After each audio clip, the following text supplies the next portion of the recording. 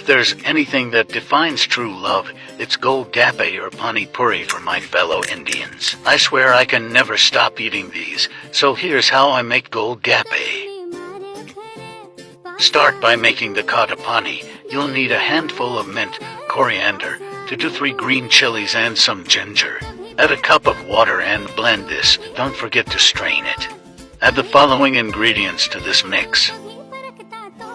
Some of my friends call this pani puri, some call it doi fuchka, but the real name is Gol Gappay.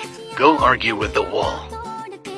Now we dilute this by adding 2 to 3 glasses of cold water and mint for added freshness. You can adjust the taste to your liking by adding more or less of the ingredients.